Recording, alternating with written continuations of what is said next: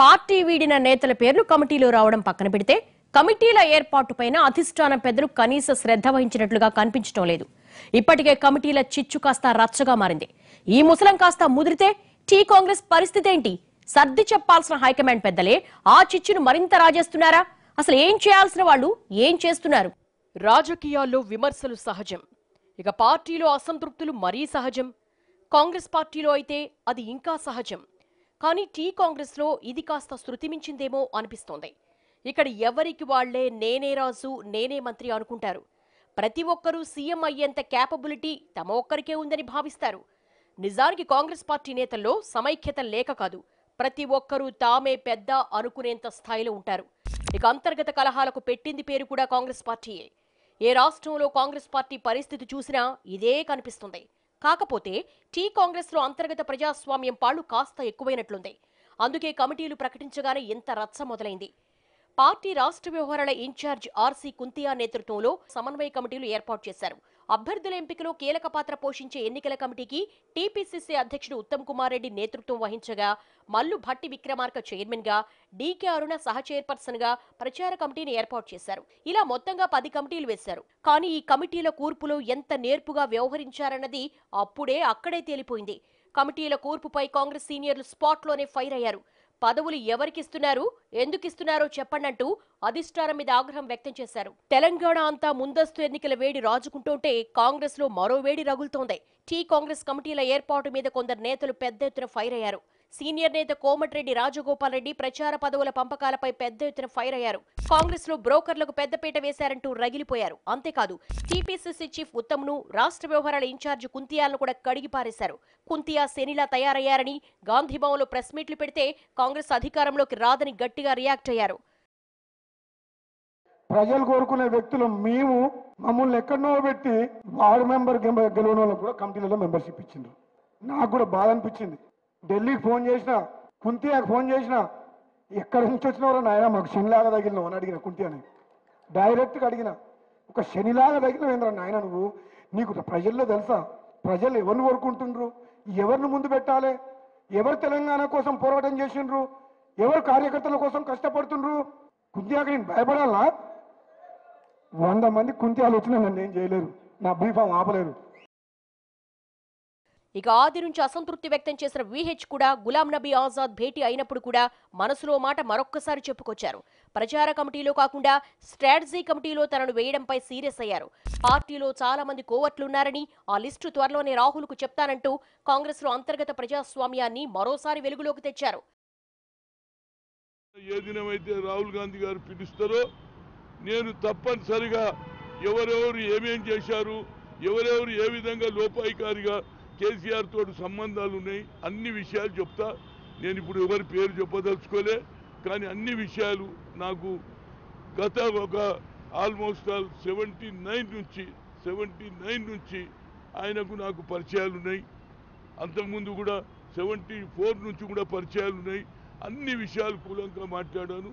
ఆయన తప్పనిసరిగా రాహుల్ గాంధీతో మాట్లాడుతున్నాడు. వీళ్ళిద్దరే కాదు, కాంగ్రెస్ మాజీ ఎమ్మెల్యే సుధీర్ రెడ్డి కూడా కమిటీల కూర్పుపై అసంతృప్తితో ఉన్నారు. తనకు ఎన్నికల కమిటీలో సభ్యుడిగా అవకాశం ఇవ్వడంపై పెదవి విరిచారు. 35 ఏళ్లుగా పార్టీ కోసం కష్టపడుతుంటే తనకు ప్రాధాన్యత దక్కకపోవడంపై అలకబూనారు. తాను సామాన్య కార్యకర్తగానే పనిచేస్తాను తప్ప పదవులు చేపట్టబోనని తెగేసి చెప్పేశారు. ఎన్నికల ముందున్నాయి. దయచేసి కార్యకర్తలు, నాయకులు అందరూ కూడా ఎక్కడ కూడా అసహనం వ్యక్తం చేయకుండా, మాకు ఈ పదవి రాలే ఆ పదవి రాలేని అసహనం వ్యక్తం చేయకుండా, దయచేసి మీకు వచ్చిన పదవి తీసుకొని పవిత్రంగా చేస్తే చేయండి, లేకుండా ఆ పదవి వద్దని చెప్పండి. అంతేగాని నేను ఇంత గొప్పవాని అంత గొప్పవాని మాత్రం చెప్పకండి దయచేసి అని చెప్పేసి నా యొక్క విజ్ఞప్తి.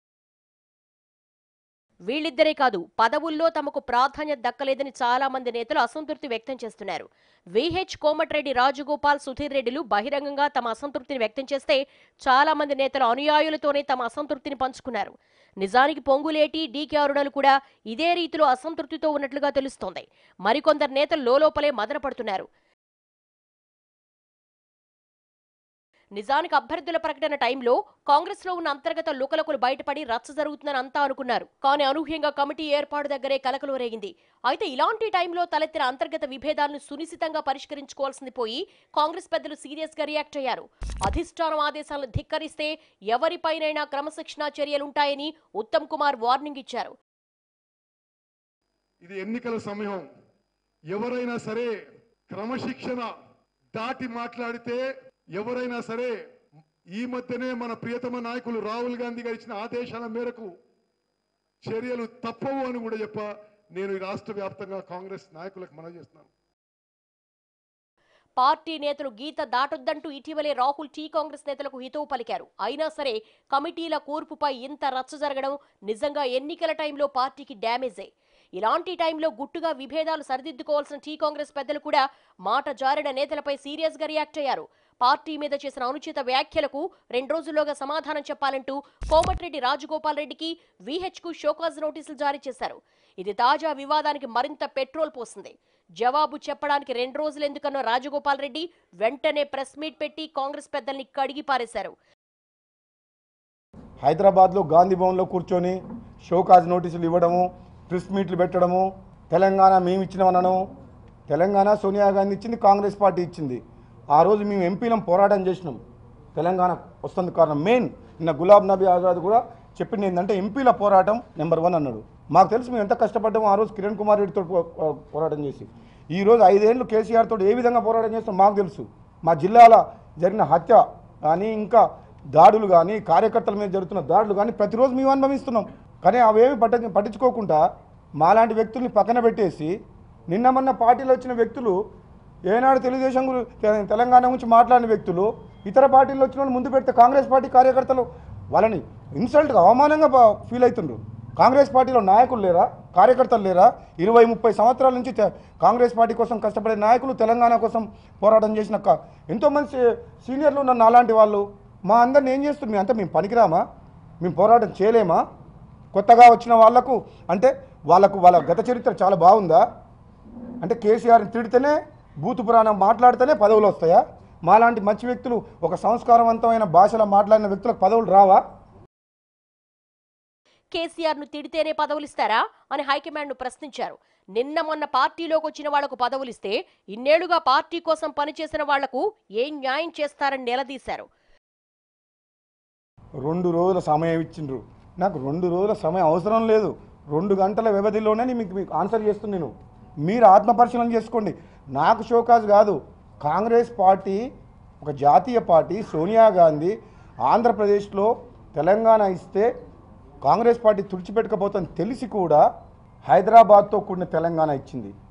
మరి అటువంటి తెలంగాణ రాష్ట్రంలో కాంగ్రెస్ పార్టీని అధికారంలోకి తీసుకురావాల్సిన బాధ్యత సీనియర్ నాయకుల మీద ఉంది. కానీ ఏం జరిగింది? గత ఎన్నికల్లో వాళ్ళ స్వార్థం కోసం, వాళ్ళు ముఖ్యమంత్రి పదవి కావాలని, తెలంగాణ గురించి ఏనాడు మాట్లాడని వ్యక్తులు, కిరణ్ కుమార్ రెడ్డి మంత్రివర్గంలో లాస్ట్ మినిట్ వరకు ఉన్నవాళ్ళు, సోనియా గాంధీ తీసుకున్న నిర్ణయాన్ని విభేదించిన కిరణ్ కుమార్ రెడ్డితో ఉన్నోళ్ళు కూడా మరి ఒక్కరోజు కూడా మరి తెలంగాణలో కాంగ్రెస్ పార్టీ ఎందుకు ఓడిపోయింది?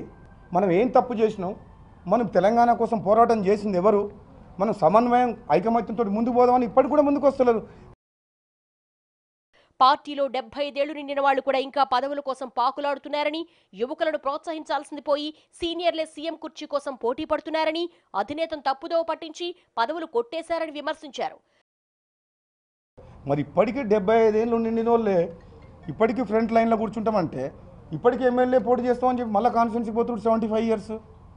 75 ఏళ్ళకు రిటైర్డ్ కాక హాయిగా కృష్ణారామ అనుకోక మాలాంటి వ్యక్తులు ముందు పెట్టేది పోయి ఎన్నికల్లో యుద్ధం చేయాల్సింది.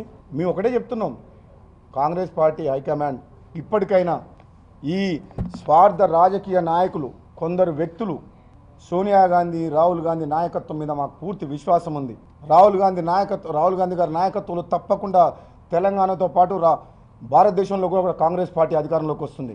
కానీ ఒక్క విషయం ఏంటంటే, కొంత స్వార్థ ప్రయోజనాల కోసం రాహుల్ గాంధీని తప్పుదోవ పట్టించి కమిటీలు సర్వనాశనం చేసిండ్రు. మొత్తంగా ఇది ఇప్పుడు టీ కాంగ్రెస్ పరిస్థితి. ఇప్పుడు రాజుకున్న అగ్గి చూస్తుంటే ఇది ఇప్పట్లో ఆగేటట్లు కనిపించడం లేదు. చూస్తుంటే ఈ వివాదం మరింత రచ్చ క్రియేట్ చేసిన ఆశ్చర్యపోనక్కర్లేదు.